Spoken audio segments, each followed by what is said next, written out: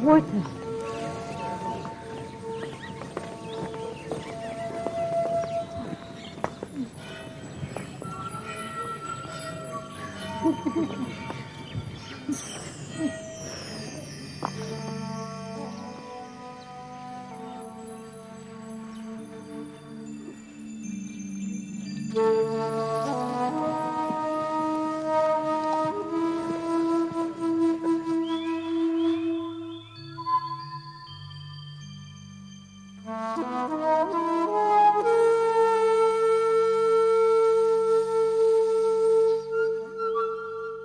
Sometimes when people come to the religious path or to a spiritual path, they see how extraordinarily important this is, how compelling the practice is. But sometimes the more that they give themselves to meditation, to attending talks and programs in their local Dharma center or at a temple, the more it seems to alienate them from their daily life, from their families, from their professions, from their social life. And so very often people end up feeling more confused and more troubled than when they started. And often the people around them wish they had never found that path in the first place. So I think that this is due to a basic misunderstanding of what the spiritual life is all about. In Buddhism, this can be especially prevalent because there is the tendency to overemphasize, no, you can't overemphasize, but to especially emphasize the role of meditation and the role of study. Meditating, studying religious texts, going to the temples, doing pujas, doing prostrations, listening to teachers. This is dharma. Everyday life with your family, going to work, mixing with your peers, that's just mundane samsaric activity. So what happens when we have this kind of mind frame is that we become increasingly to resent our families, our jobs, even our friends who are not dharmic friends. So this is the result of not really understanding what dharma is all about. And that's what we're going to discuss this morning.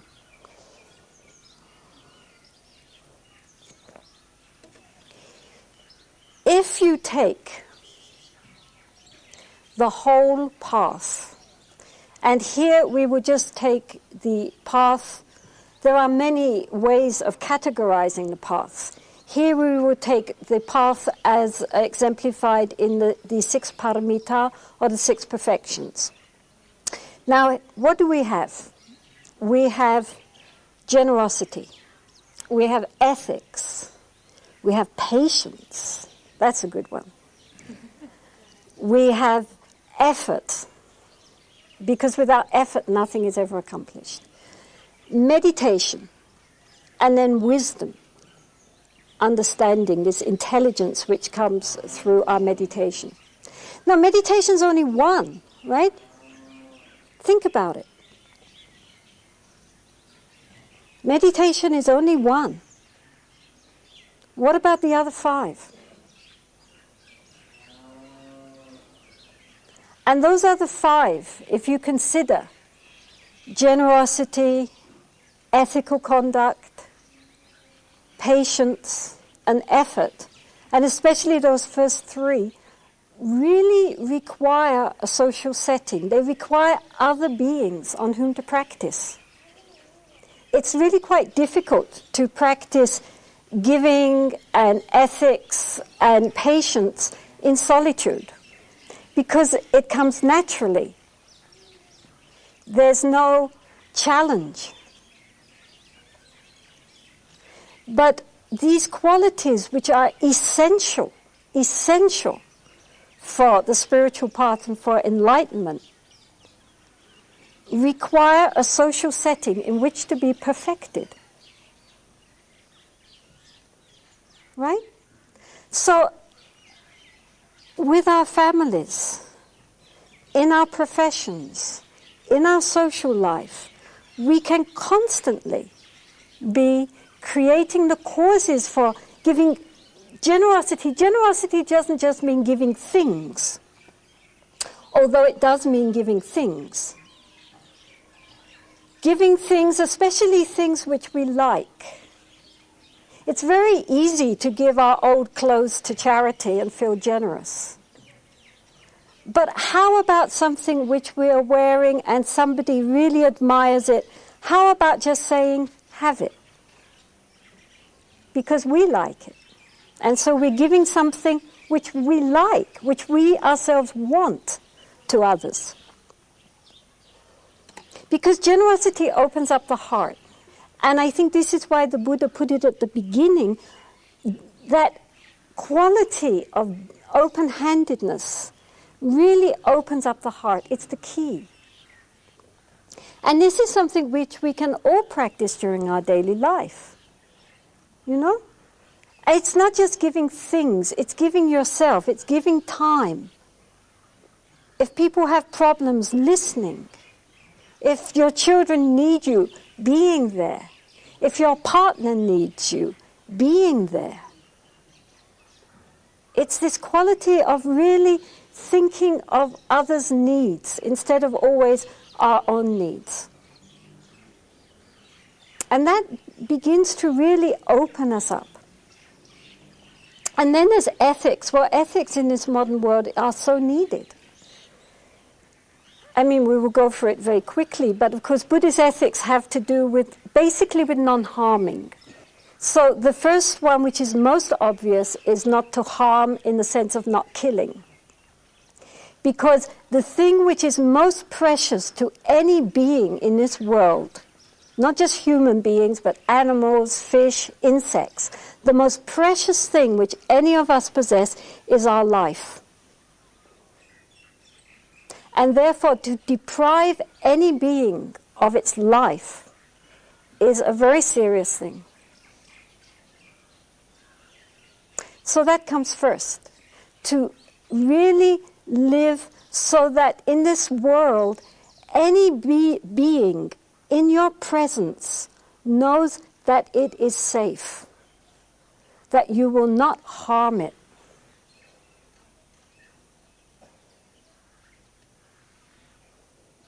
The second principle is not taking that which is not given, which is a little more than just stealing, but here we will treat it as being stealing. Because why? Because again, if someone takes something from us without asking, we are hurt.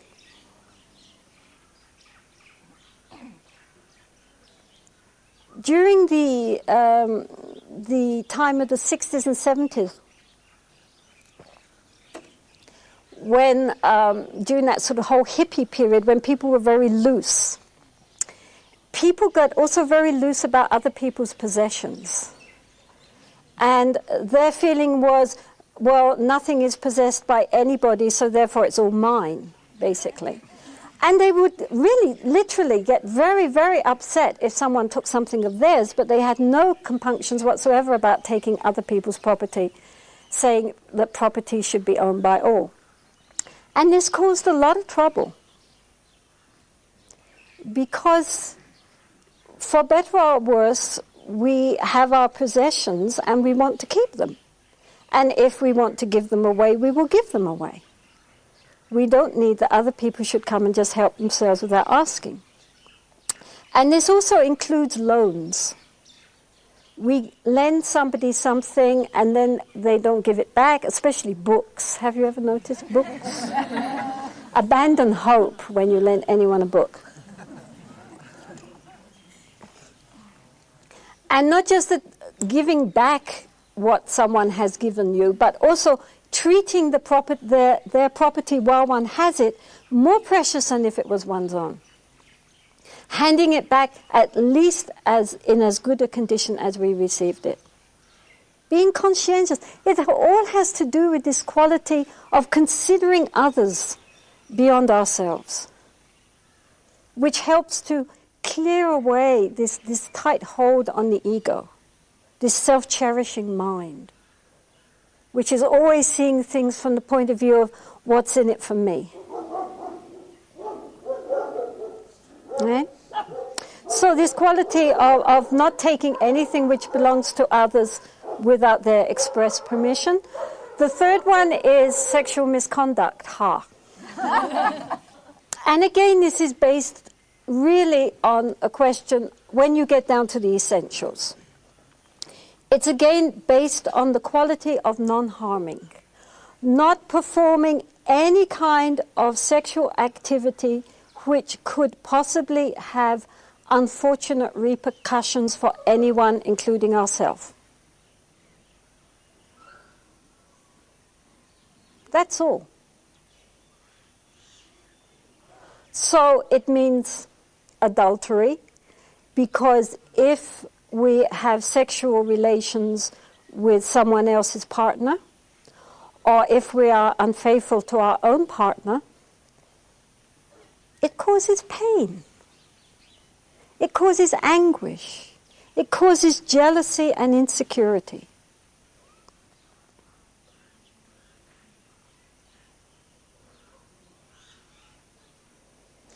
And then any other kind of sexual activity which we indulge in should be done with a sense of responsibility and of regard for future consequences, not merely giving in to the impulse of the moment.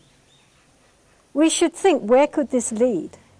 What could be the results of this? I mean, we all know a lot. I mean, you take any famous people or ordinary people, including, politicians and whatever, what is their downfall? I mean, it's so pathetic. Hasn't anybody thought up anything new? It's power and sex and money, always. Because they don't think of the consequences. They have no sense of inner responsibility.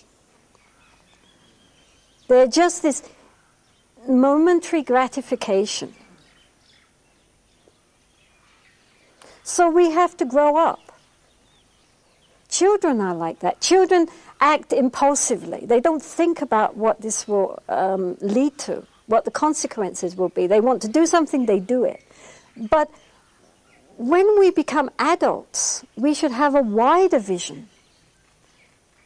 We should be masters of our own minds, our own emotions, and think about what's happening, what the consequences of our actions are going to be, not just what is going to give us more pleasure in this moment.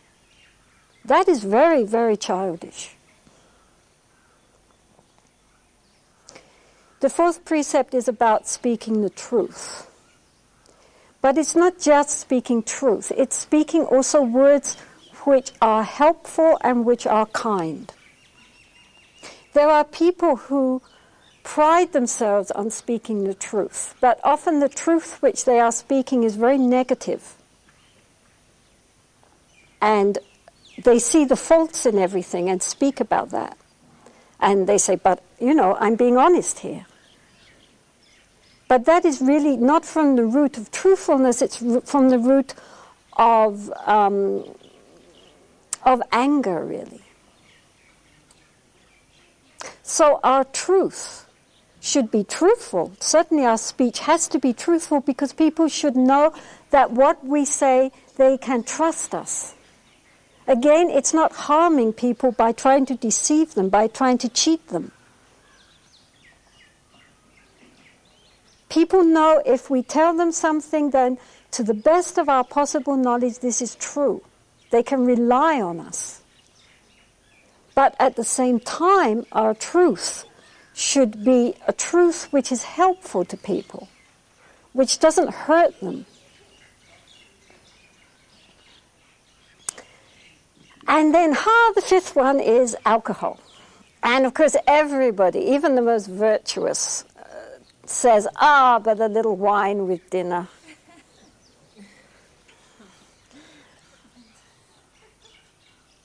Like, well, just killing one or two people, but not wholesale slaughter, that's okay, Just stealing a little bit, not too much.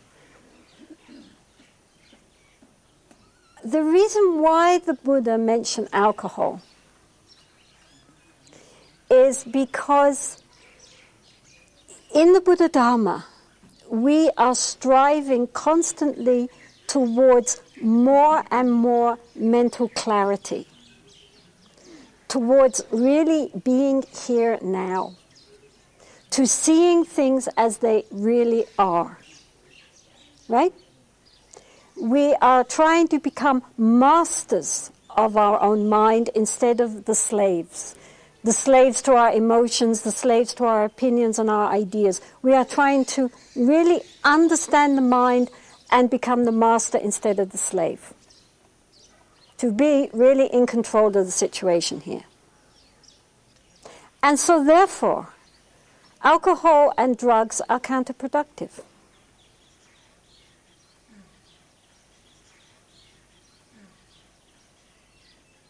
Then we get patience.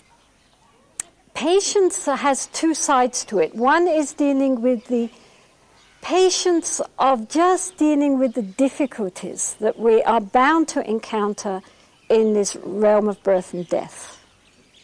So that quiet endurance when things are, when it's too hot, when it's too cold, when things are not so comfortable, when things are difficult, that equanimity of mind, which isn't, terribly happy when everything's well and then totally depressed when things don't go the way we want it. That sense of being able to just deal with anything which happens with a quiet, contented mind.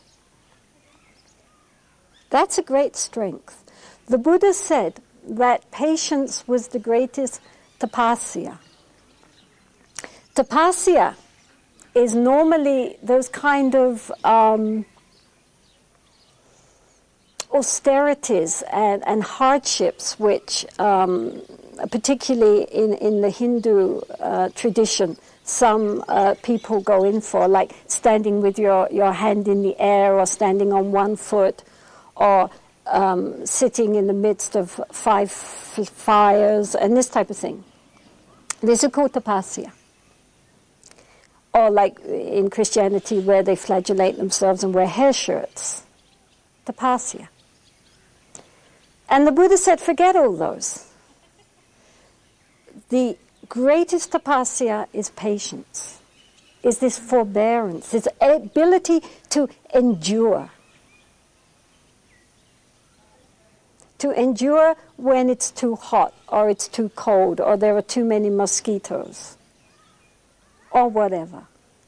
Just to have a mind which is not shaken by these things, which is able to be quite happy whatever the external conditions may be. This is very important in Dharma practice and in everyday life. The other kind of patience has to do, of course, with dealing with anger. With dealing with this quality of when things irritate us and upset us, people irritate and upset us. To, again, have a mind which is equanimous.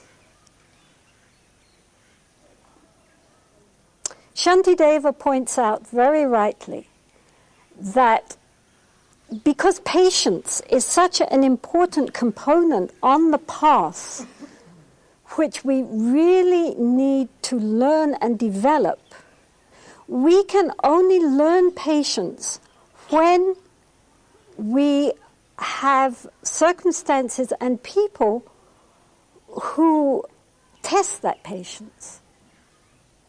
You see, if we are always surrounded by people who are very kind to us, very loving to us, who do and say all the things we want them to do or say, that's very lovely, but we don't learn anything. It's very easy to love people who are lovable. That doesn't require anything. But to really love people who are obnoxious, now that's something. And so therefore, those people who really push all our buttons, those are our greatest spiritual friends. Because with them, we can really learn, we can really develop. Do you understand? Two people experiencing the same thing, one can end up so angry, so bitter, the other can end up with genuine understanding and compassion. The same circumstances, but a different attitude of mind. It's all the mind which counts. And all these qualities we are talking about are for transforming our mind. And so our daily life that we are living is for transforming our mind. Do you understand? It's not enough just to sit for meditation for half an hour, 2 hours a day, and then the rest of the day your mind is doing its usual thing and running off and chattering and remembering past things and anticipating future things and getting caught up in fantasies and opinions and ideas without any awareness there. So the other one, which is, because I don't have infinite time here, is effort, because this is what we're talking about here. We have to make an effort. We have to try from our side. And what we have to try to do is to use everything which happens to us in our daily life, and especially in our relationships, as a way of purifying and transforming the mind and opening up the heart. Sometimes, you know, what happens, especially for Westerners, is that we did not grow up with the Dharma. It's not a part of our blood, so to speak. So we came to it usually because we read a book, or we met someone, or we went to a talk, something like this. So what it means is that basically we came to it in the beginning through our intellect, through our heads. And then in order to understand it, we go and we visit many Dharma centers, we listen to many talks, we read many books, and we struggle to understand. But it's all up here. So the problem is to bring it from up here down here, right? The problem is to really open up and move the heart. The heart has to be totally involved.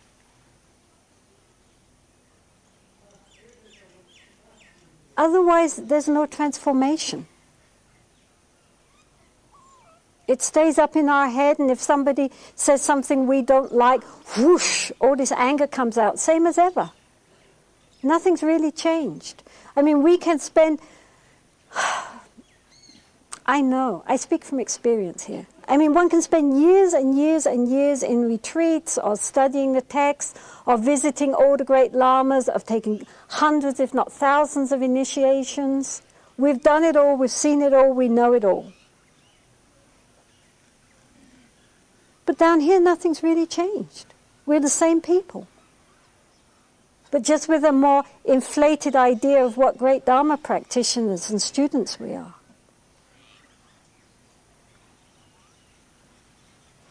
And so this is the problem. How to transform our Dharma knowledge into a food which really nourishes us. It's no good just learning the menu by heart. We have to eat it, and then we have to digest it, and then it has to go through and nourish every cell of our being so that we become it. Right? In the traditional Buddhist scheme, we start by what is called hearing, which means we start by studying, by reading, by listening. We absorb it first. We have to know. Then there's the thinking about, the pondering. All right, you hear something or you read something, you don't just accept it. You go away and you think about it. Its implications, what does it mean? If we have doubts, we go and we ask questions of someone who we hope knows more than we do. We think about it. We really, but then we have to become it. We have to, it's called meditating or cultivating. It's when you sit down and you absorb yourself into that, and then you try to really make it a part of your being. Not just up here. And that's the difficult part. And that's why we need our daily life as our practice field. Because it is a practice. And so we need our family, our children, our partners. We need those activities which we do during the day as a means of really understanding and cultivating these qualities. And one of the most important qualities which we need to develop in order to transform is that of awareness, of being absolutely present in the moment. In all Buddhist schools, and not just in Buddhism, in Christianity, in Hinduism, in Islam, in any genuine spiritual path, there is always this quality of being present. However, the methods devised for becoming present, there are many in the different spiritual paths, but the aim is to be here and now, to know.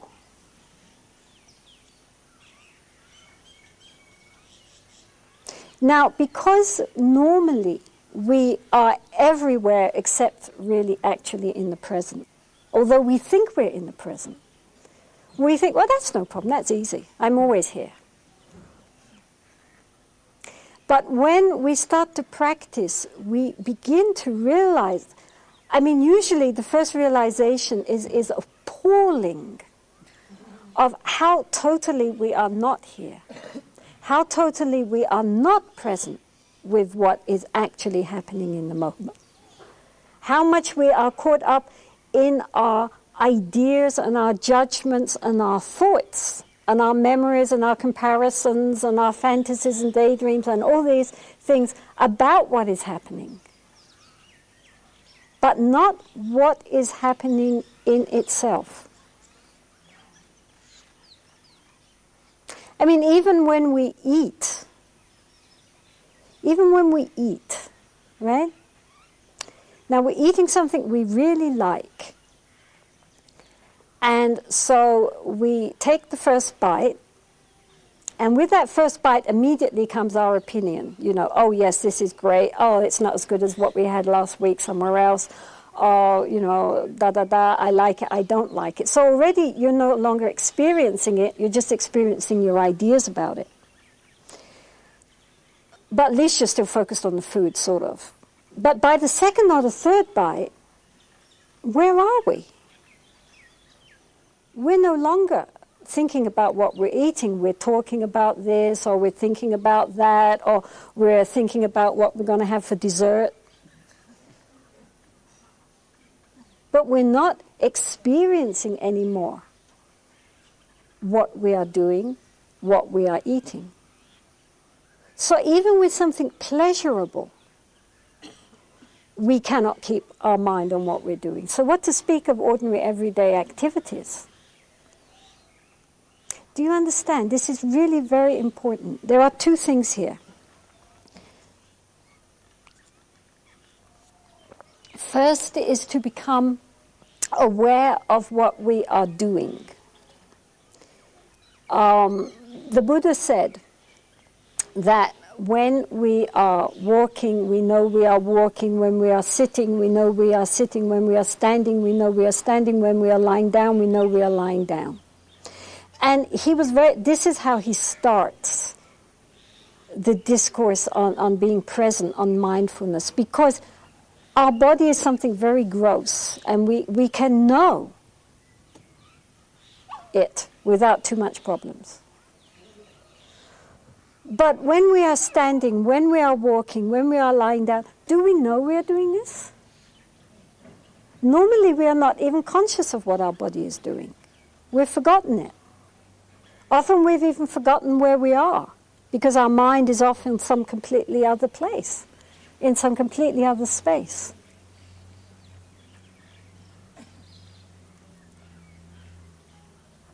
And this wouldn't matter if we only did it from time to time.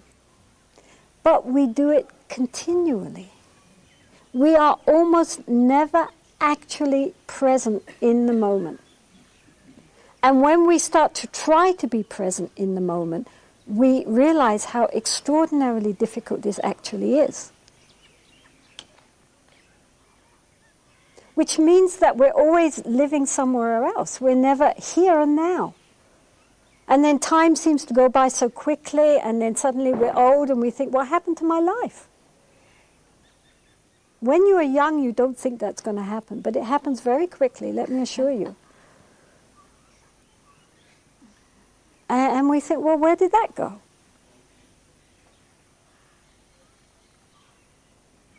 There is a Zen master called Thich Nhat Hanh, and he talks about many things, but one of the things he talks about is this question of being present.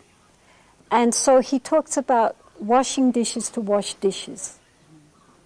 So therefore he says, why not wash the dishes just to wash dishes? In other words, when we are washing the dishes, know that we are washing the dishes. Feel the water, feel the bubbles. Just know that's what we're doing. And wash the dishes, just because what could be more wonderful than just to sit and watch this? That's what we're doing. You see, that's the only reality there is. Everything else is just our memories, our anticipations. The only thing which actually is there is what we are doing in this very moment. And if we miss that because our minds are somewhere else, it's gone. Do you understand? And if we are really present in that moment of doing whatever we are doing, such as washing dishes or whatever, our minds are also washed. Everything becomes very clear, very vivid. It's like we wake up. We're asleep, and suddenly we wake up. We're here. This is what's happening in this moment. And the mind is present with what is happening in this moment, which is as it really is. Otherwise, it's just, we're living in daydreams. Do you understand? And we live our whole life like this. And when you try to be mindful, you realize how difficult it is, because, you start washing the dishes and then you're thinking, oh, this is easy. Look, I'm really present now. This is really nice. So you're not present anymore. You're just thinking about being present. Right? You're just, again, chatter, chatter, chatter. It's not so easy just to really have that point of total attention. But once one begins to get it, then what happens is that there is this quality within us of knowing. Normally, when we think, when we remember, when we anticipate, when we are happy, sad, angry, joyful, enthusiastic, disheartened, disappointed, hopeful, we are submerged in those feelings. We are identified with those feelings. Right? We are the happiness, we are the sorrow. We are our depressions and our hopes.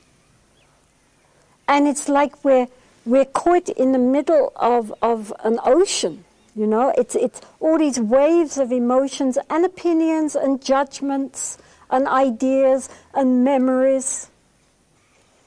They roll over us and toss us up and down. And we believe in them.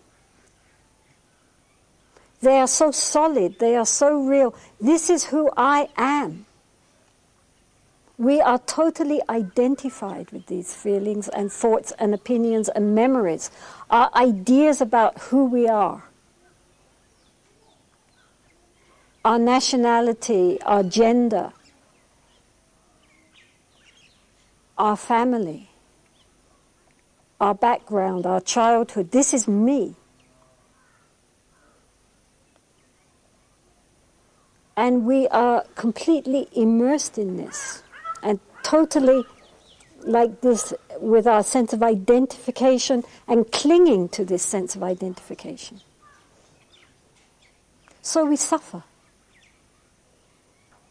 We suffer because in that kind of mind we are tossed up and we are tossed down like waves in the ocean. So today I'm happy, tomorrow something happens and I'm miserable. And that's me. So it's very insecure. And very often it's very, very painful.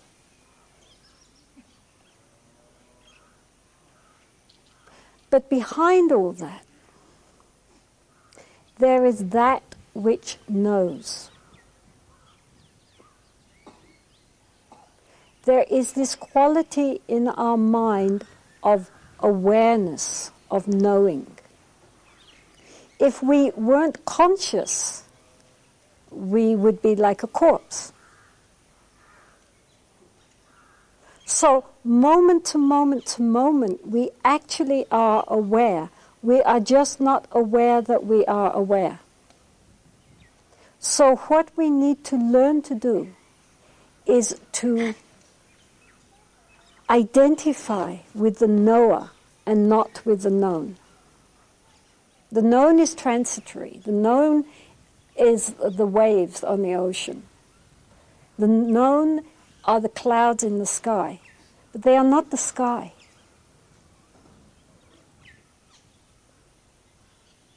Clouds come in the sky, black clouds, white clouds, fluffy clouds, thunderous clouds. They exist within the sky, but they are not the sky.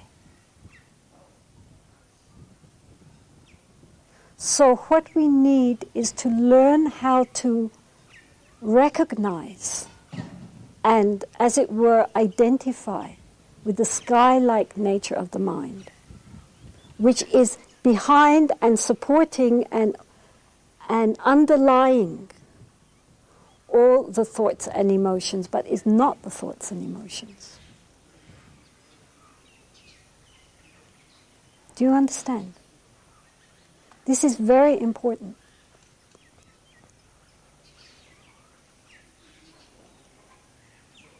There is that quality in our mind which witnesses, which observes, which knows.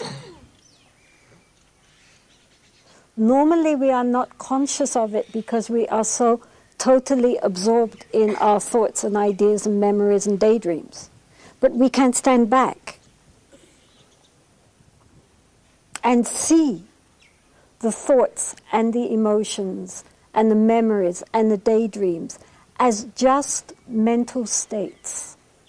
impermanent mental states which arise, last for a moment, and disappear. They are not me, they are not mine. When we learn to recognize and abide more and more within the knower instead of the known, then there comes this liberation of the mind.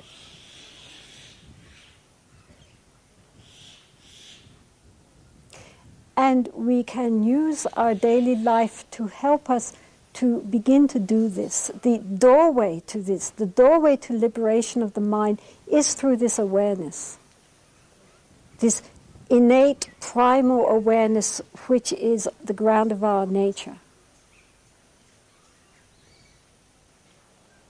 And one step, a very important step towards beginning to connect with this and to stabilize this ability to be with the known, to be with the knower rather than just with the known, is through this mindfulness, this awareness connected with the body, what the body is doing, what the breath is doing, the ingoing, the outgoing of the breath, because it anchors us to the here and now.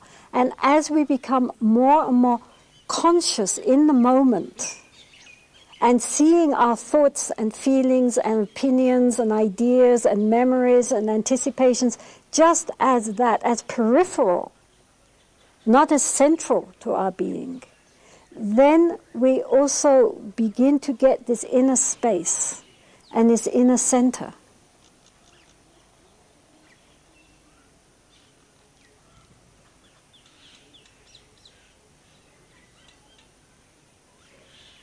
It's not enough, although it is important, to sit for meditation half an hour or an hour every day. Yes, this is very important, but just that will never achieve an inner transformation. We have to carry that awareness, that sense of presence into whatever we are doing in the moment. Really, honestly, we can be talking, we can be drinking, we can be working, and we can just be doing that, or we can know we are doing that. And in the moment of that knowing it, it's like everything, it's like this unfocused camera suddenly becomes into focus. It's a whole shift in our inner psychic world. It's unmistakable. Not thinking about being present, not thinking about being aware, but just being aware, just knowing, this naked knowing, this naked seeing. Usually when we start, we can only do it just for a few moments, and then we're thinking about it again. Oh, wow, this is great. Yeah, look, now I'm really aware. And of course, we've already lost it, right? Doesn't matter. Then next time we just perk up the mind. One of my teachers here, one of our yogis, used to say, well, every hour, try, maybe 10 times, 15 times, 20 times, just to remember.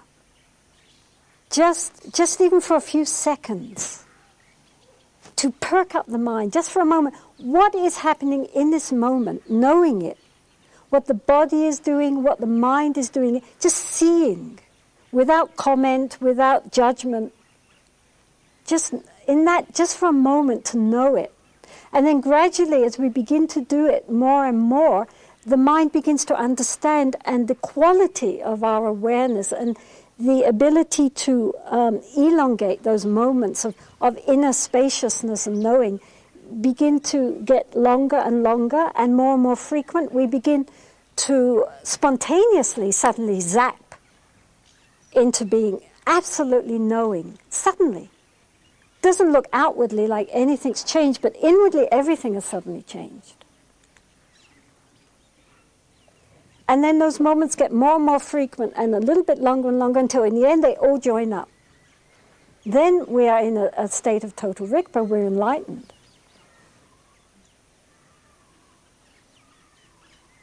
But in the meantime, even a few moments of really being present, of really being absolutely centered in this inner spacious awareness can transform our lives, because we see very, very clearly how much everyone, including ourselves, are totally caught up in our thoughts and emotions. That's all we experience.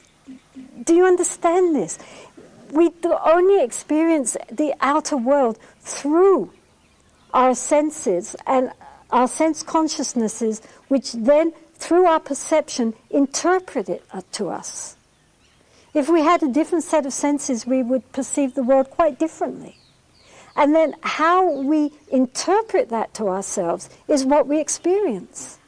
So we only ever experience our own mental content. Do you understand? Therefore, it's essential that we learn how to really clarify and clean up our inner landscape, because that's all we have, really. Because it's everything which we experience is colored by our own mental content. And that's what we experience, not the external reality. What is a reality? The only reality we can ever know is that which is interpreted to us through our senses and through our mental contents. So if our minds are completely unruly and wild, then all we're going to experience is outer chaos and problems. If our inner world is structured and spacious and open and clear, then there's no problems outside. The problem isn't out there, the problem's in here, right? If we experience hell realms, it's because the hell realm is within our own mind.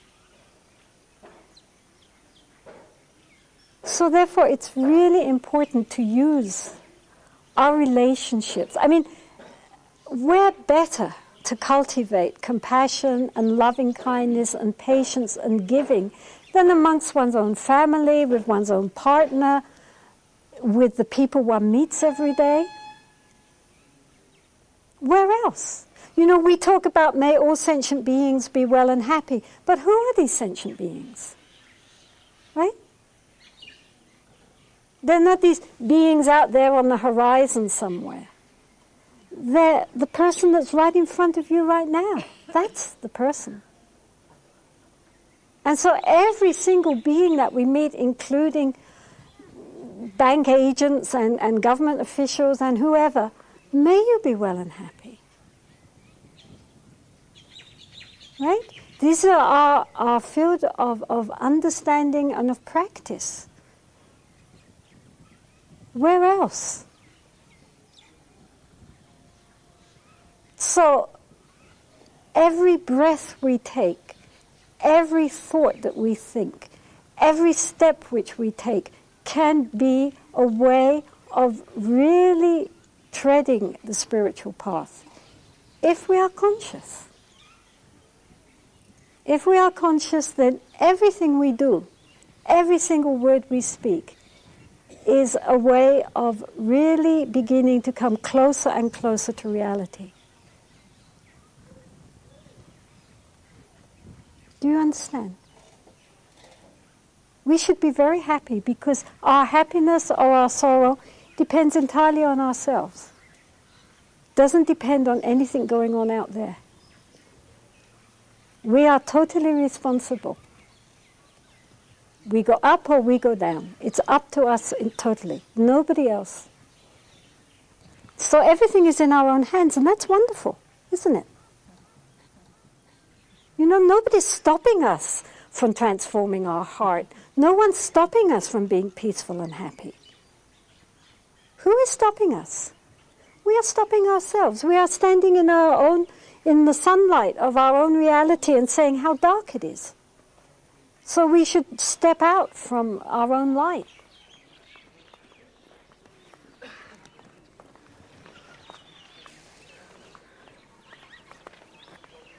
Can you please explain the relationship between master and disciple, and how does it work, especially for somebody who wants to be under a master from a foreign country where there are no masters or teachers? If you can meet with a master who is genuinely qualified and with whom you can have a deep and intimate relationship and experience his guidance, then that is the absolute most perfect best. There is no disputing it. If you are going in a wild, uncharted land, full of swamps and precipices and misguiding paths, the presence of a guide who really knows where they're going is an enormous benefit. There is no doubt about that whatsoever. So that we will state right from the start. However,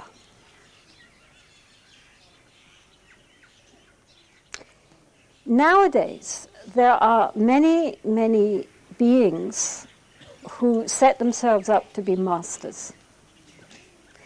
And whether or not they are qualified so to be, it's very difficult to know, because some of them are very charismatic, very fascinating, they speak very well, very witty.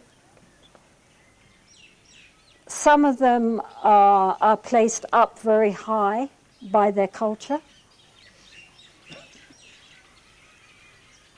How do we know?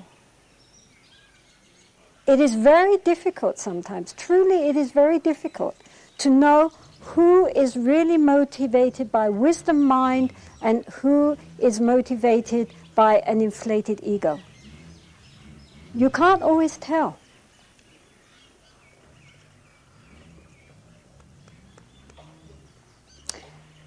And as the Tibetans say, if you find a false master, then disciple and master hand in hand jump over the chasm. The other problem is that this whole question of master-disciple relationships came about, for example, in India, where, and at the beginning in Tibet also, where you would have a master, and then a few disciples would come. He would test them, often by saying that he knew nothing and go away. He was just a scraggy old sadhu. And they would persist and they would keep coming. They would serve him. And then sometimes it took years. They served him. He looked at them. They looked at him.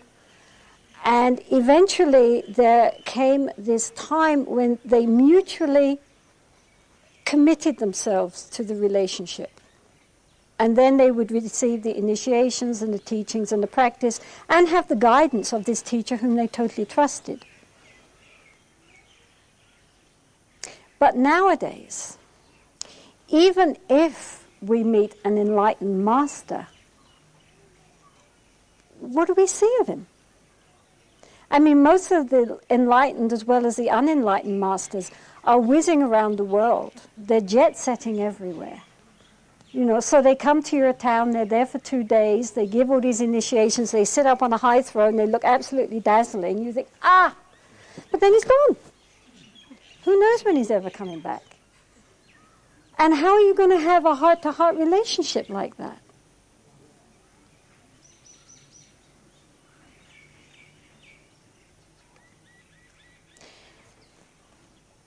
And if one lives in countries where there are very few masters, the very most one would hope for was that occasionally someone would flash by. So it's very difficult. Now, it can happen. Having said that, okay, we take the example of, say, the Mahasiddhas who lived around the 8th or 9th century in India.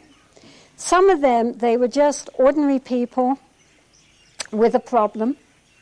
Sound familiar? And they happened to meet by some wandering monk or some sort of sadhu character who was, in those days everybody walked, they didn't go in Mercedes. And so they stopped the night, and they told him their problem, and he gave them a practice to do. And then next morning he left. But they carried on that practice. They incorporated that practice with their daily life, and they attained realizations. So what I'm saying is it's not necessarily always the case that you need to be constantly in the presence of the Master. If you have really a heart connection, then it doesn't really matter where the Master is. Because if he's a realized, genuinely enlightened Master, the moment you think about him, he is there for you. Truly. This is true. The other thing which I have to say is that we should not wait for the time when we're walking along a mountain path and suddenly we meet this being who says, I have been waiting for you. Why did it take you so long? Right? I mean, I know people like that. I know people who are waiting to meet the perfect Master we know, right, Preeta? Who is going to say the word and zap his fingers and he's going to get it. And in the meantime, there's no point in making any effort. Because if he was a perfect Master, wouldn't he just want to enlighten you? Right? So again, we shouldn't use waiting for a Master to put off what we can do now. Every teacher we meet, every person who has some special qualities is our teacher. We can learn. There are myriad books. There are myriad people giving talks. We can learn. And if we are really sincere, then as we need guidance, it will come. It won't necessarily, usually doesn't come in the form we're expecting. But it will be there if we are really sincere. And we should always remember that the ultimate guru is our own wisdom mind. So ultimately, any true Master is trying to bring the disciple back to their own inherent wisdom. I mean, I would be very suspicious. A guru is like a mother. And so a mother, when the child is very small, says, do this, don't do that. Every time the child needs something, they run to mummy. But when they grow up, if the mother still wants them to run to mummy, if they can't leave mummy, that they can't make any decision without asking mother first, there is something seriously wrong. A good mother loves her child and brings up her child to be independent of mother. And a good guru brings up a disciple to discover their own innate wisdom, which we all have. And any guru who 20 years down the line still has his disciples running to him all the time saying, Rinpoche, should I do this? Rinpoche, should I do that? Something's wrong.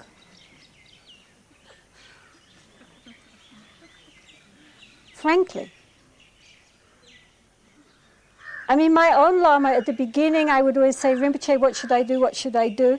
But pretty way down the line, he'd say, well, what do you want to do? And in the end, I was saying, Rinpoche, I was thinking to do this or that. And then, he'd usually say, yeah, that's great, get the teachings here or there. I mean, he would give... But I was not always running to ask him what to do. I was just... I decided what to do. And I just confirmed with him because, he understood. He could know me better than I knew myself.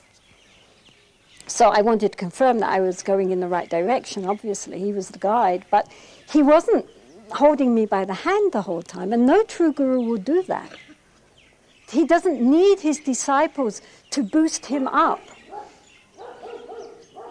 He doesn't need to surround himself with a group of yes men.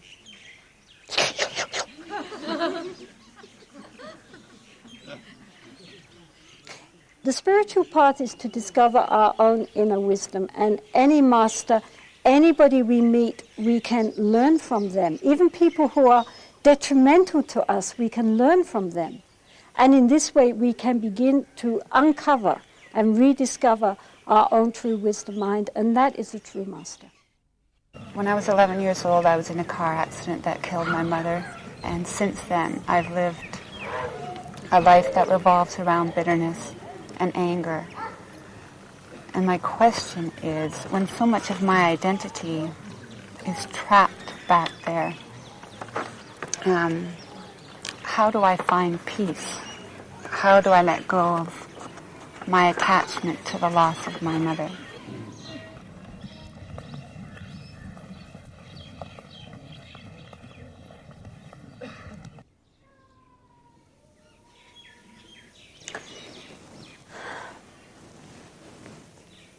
From the point of view of what we were talking about this morning, from that viewpoint, then you know already the answer.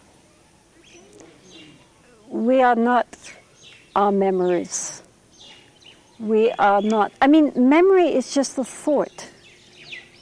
It's not a thing. Right? Do you understand? You see, normally when we think me, then immediately there's this parcel of identifications. I am female. I am male. I am Australian, American, European, Tibetan, Indian, Nepali. I am an intelligent person. I have always been really stupid. I had a wonderful childhood. I had a terrible childhood. I'm always quite a confident, easygoing sort of person. I'm a tortured, difficult, miserable sort of person. Doesn't matter what our identification is. It's still that we are clinging to something which is very temporary. It's like if you're an actor. I mean, this is a little bit Hindu idea, but still, it has some validity. If you're an actor and you're playing a part, and so you're playing you're playing some Shakespearean tragedy or some comedy, and while you're the actor, to be a good actor, you have to identify with the character to play the part as well as you can. So you're playing the part and really putting yourself into it, really trying to understand the character, really getting into the role. But a wise actor, when he comes off the stage, understands that was just a role. It's not who he really is.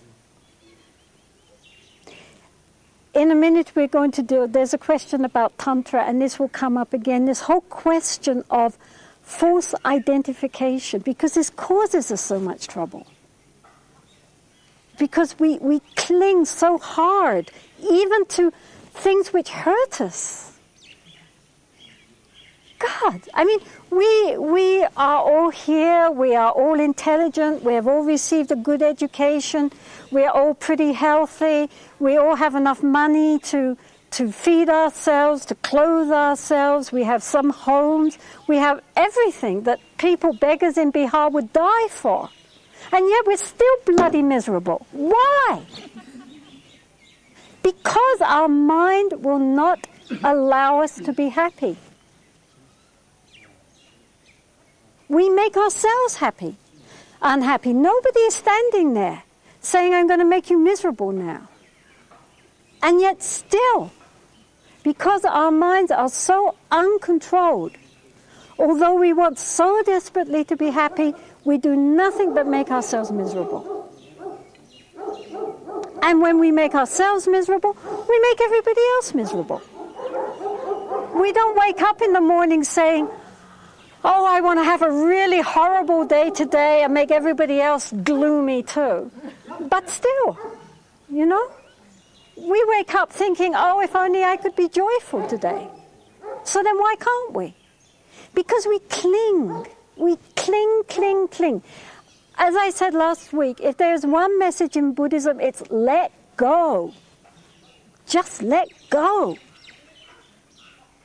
But we hold, because of this fear, this sense of insecurity, that if I let go of who I am, a miserable person with an unhappy childhood who had all these traumatic occurrences, I would be a non-person. I wouldn't be me anymore. And each one of us does this. To a greater or lesser extent, we just cling, even to the things which make us miserable. We really are very stupid. We think we're intelligent, but we are so dumb. Because all we have to do is let go. Nobody's making us miserable. We are making ourselves miserable.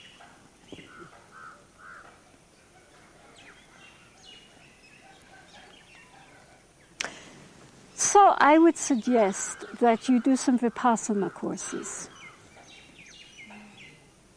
Let these feelings come up in an atmosphere where you can really look at them, see them just as sensations, see them just as thoughts and feelings. Don't identify with them, and learn how to begin to let them go. Because they're not you. So why do you allow them to imprison you? They're just thoughts, they're just memories, they're just mental things coming into the mind. They're so boring. You've thought all these things 1,000 times. Let it go now. You know? So give yourself some space to do that. Do some Vipassana courses.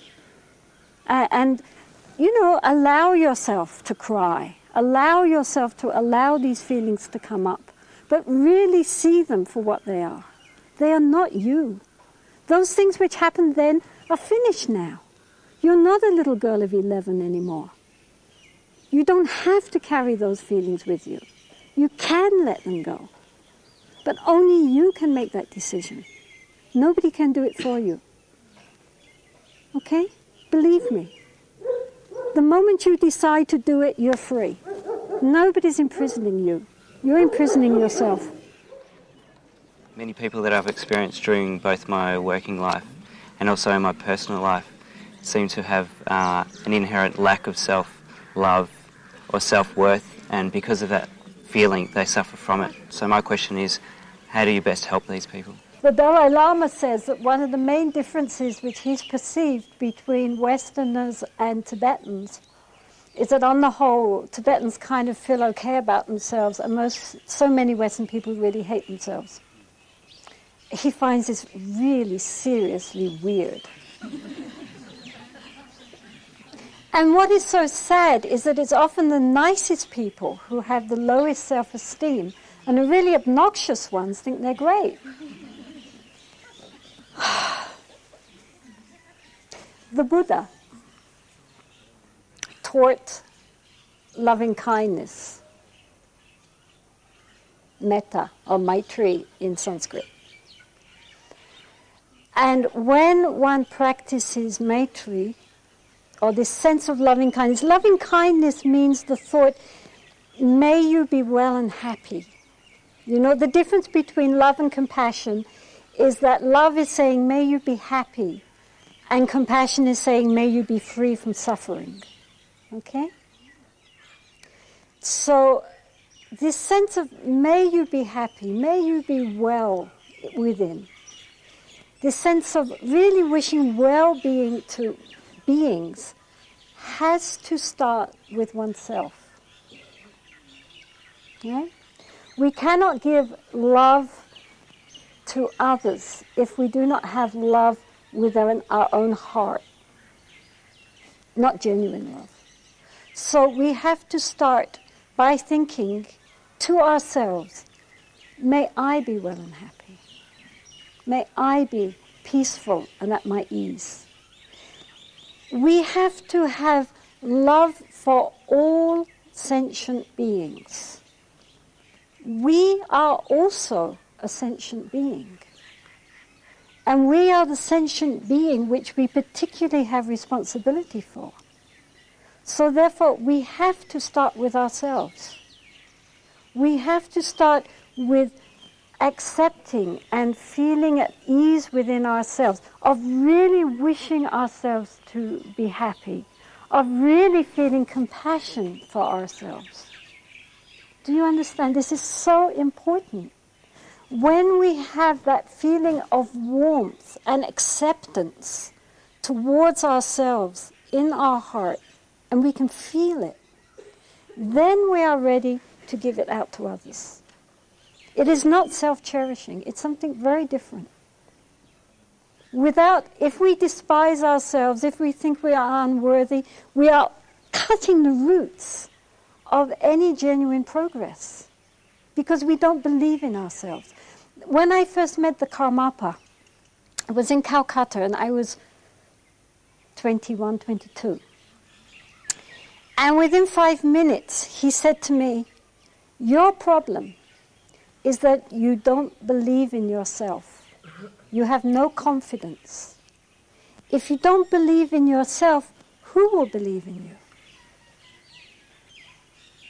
And of course that was very true, and it is very true. If we don't believe in ourselves, how are we going to go on the spiritual path, which requires we are spiritual heroes? The path isn't for wimps. And to get that inner strength and that inner confidence and that inner courage, we have to be friends with ourselves. We can't be at war with ourselves. We can't undervalue ourselves the whole time. We all have Buddha nature. We all are inherently pure and wise and compassionate. It's just covered up, that's all.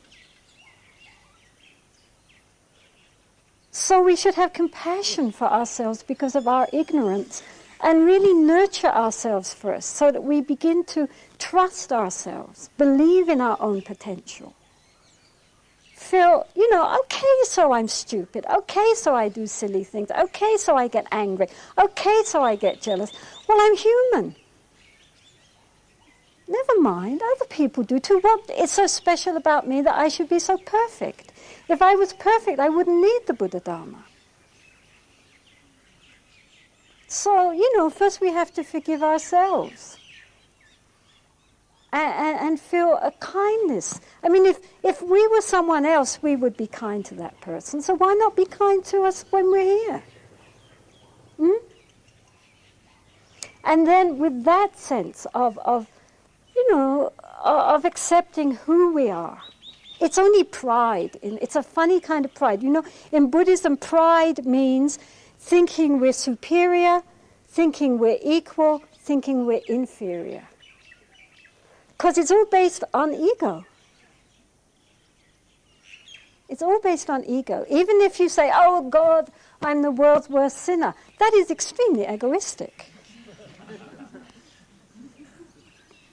And so by undercutting ourselves the whole time, we devalue everything we do, and this is not spiritual. It's a mistake to think it's humility. It's not humility. Humility means no ego, no I to be proud. Right? That's humility. But thinking, oh, I'm so stupid, oh, I'm so unworthy, oh, I'm such a bad person, that is just ego.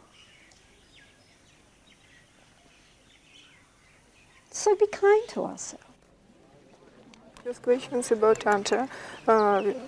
Many publications, many teachers come in different countries, and now a little bit I feel confusion with this question. I'd like to ask Anilaji that just her personal opinion about what is essence of Tantra practice and what is the main difference with Sutra. Okay, Tantra. Well, my personal opinion is that Tantra is to do with this whole question of pure and impure perception. Impure perception is that we see things as being very solid. This is a table, that's carpet, that's grass out there, there's the sky, these are the people. Some of them are probably nice people, some of them are difficult people, but they're just people. I'm just a person. That is our ordinary, unpurified perception, which sees everything as very ordinary. Nothing special. that associates things as being just, just common and boring and ordinary, and I'm ordinary and boring and common, and so is everybody else, and what a drag life is. This is an impure perception. Pure perception means to realize that since the very beginning, everything is in a state of pristine clarity and purity.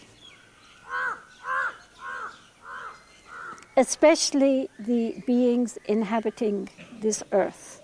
You see, we look at each other and we see Tibetan, Western, Indian, old, young, fat, thin, male, female, intelligent,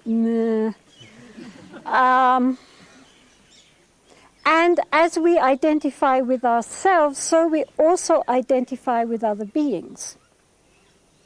And again, this is our fundamental ignorance, because we are not perceiving their innate Buddha nature. We are plugging in to this very ordinary way of relating with all beings, as being very ordinary. So the Tantra, you see, in the sutras, you start with the idea that we have the seed of Buddhahood. We have that Buddha potential. We all have that embryonic potential for perfection, for omniscience. And so we have to water it. We have to cultivate it like a plant. And from the seed, there comes a little sapling, and then it grows bigger and bigger into a plant, and then eventually it becomes this huge, great tree of Buddhahood. And so we start as ignorant, ordinary beings, but through cultivating through the 6 perfections and going through all the bodhisattva levels, eventually our little seed will become this huge, great, great Bodhi tree. But this takes an awfully long time. It takes a long time to grow a Bodhi tree. And according to the sutras, it takes 3.5 incalculable eons of time. Vast amounts of time. So then you get the feeling, why bother? My God, is it going to take that long? Why not just enjoy ourselves? What's the point of striving? However hard I strive, it's going to take eons and eons of time.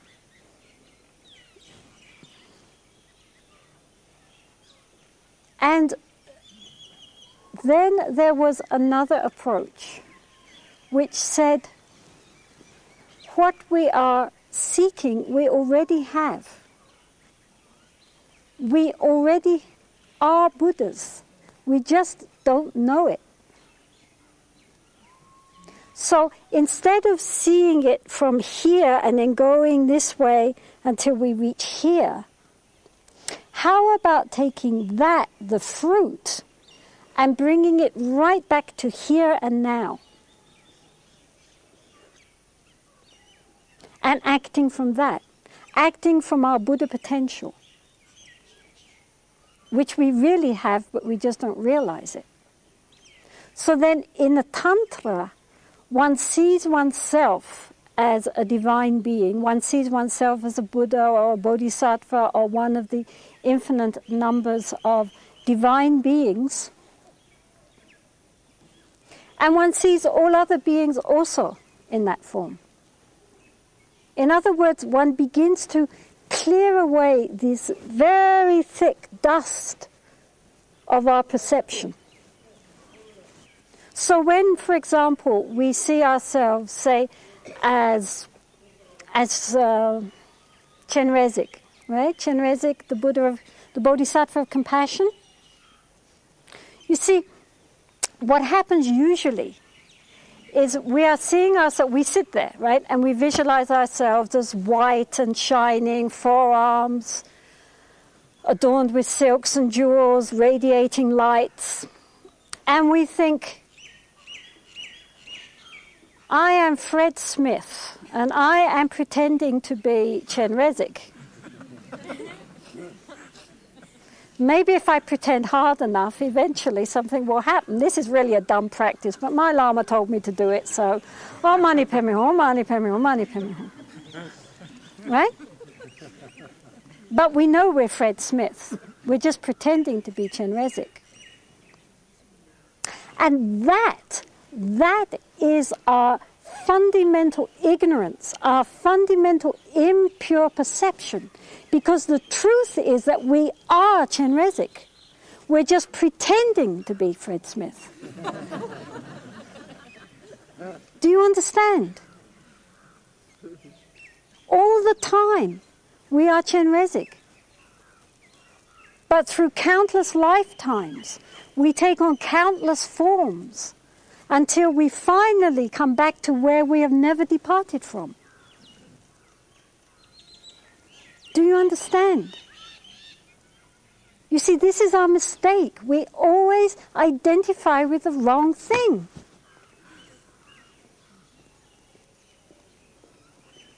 Our genuine nature is total wisdom and compassion and purity and power. That's who we really are. We've just forgotten. So we have to come back to where we have never left. And this is what Tantra is doing. It's trying to remind us who we are, who we always have been.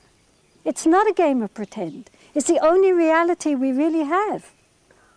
It's the only time we're actually trying to come back into realizing the truth. And that's why it's very important during the day also to see oneself as the deity and to see all other beings as the deity, because that is bringing us back to where we really should have never departed from. Do you understand? And because of that, when one is seeing oneself as who one truly is, one also performs the activities of a Buddha. One sends out lights to purify all beings, one makes offerings to infinite Buddhas and Bodhisattvas. That's our potential. That we could do that. And for this reason, if we really understand what we're doing and blend our minds completely with the practice, not this, I'm just pretending, but anyway, let's try it, but really committing ourselves to the practice, really with great confidence. You see, in Tantra, the most important thing is what is called divine pride. Divine pride means that inner confidence that one is the deity, and all beings are the deity. Not just human beings, but insects, animals. All beings. All beings have that spark. And so then throughout the day one sees that all beings have that innate potential. All sounds are really the sounds of the mantra. All thoughts which arise in the mind are just the play of the wisdom mind. They're not ordinary thoughts, good thoughts, bad thoughts. They're just wisdom thoughts because they come from our very profound and infinite wisdom mind. So then everything becomes a pure realm. Very quickly. Very, very quickly. If we really understand what we're doing and we blend our mind with the practice, then very quickly, because also these creative visualizations are not, somebody didn't just sit down and write them. You know, this looks like a fun thing to do, like a film script. It came from the very depths of realized minds. These visualizations and these appearances of the deities are not arbitrary. It's not Walt Disney sitting and making a design. They come from the very depths of very, very realized beings. And by visualizing these, we connect with that wisdom mind, and it accesses to very deep levels of our being very quickly, in a way that words and conceptual thinking cannot do. These creative visualizations have a very deep repercussions on deep levels of our conscious and subconscious minds. And that's why these visualizations are not arbitrary. People say, well, we're Western people and all this stuff might be very good for Indians or Tibetans, but we're Westerners, we need Western-looking deities. And so, okay, when a Westerner becomes so deeply realized that spontaneously they generate their own innate visualizations, which are genuine visualizations, then maybe we can change. But in the meantime, you know, as I said, these are not arbitrary things. Nothing that they do is arbitrary. It all has a very profound inner repercussions. I mean, people say, well, we should visualize things which relate to our own culture. So what are you going to do? You know, Mickey Mouse in Yabyong with Minnie Mouse, you know, with Donald Duck on one side and Goofy on the other as attendant bodhisattvas. and saying, Om Coca-Cola Hom Pe. You know, I mean, okay, that's our culture. But the question is, did Walt Disney have innate wisdom realizations to generate this form of Mickey Mouse? Because where his mind came from when he thought of Mickey Mouse, that's where our mind will be led to. Do we want to become Walt Disney? This is what we have to ask ourselves.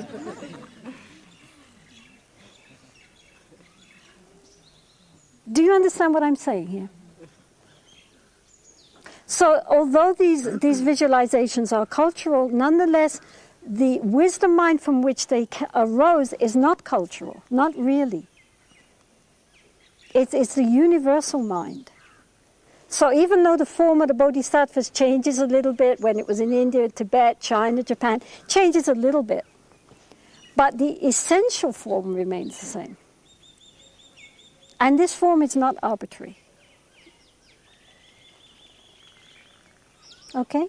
But the most important thing is to understand that these forms are just a way of expressing something which is formless, of course, which goes beyond any form. It's a way of bringing our mind back because we cannot imagine the formless. So by using form, it begins to help us to access to levels of mind which reveal the formless.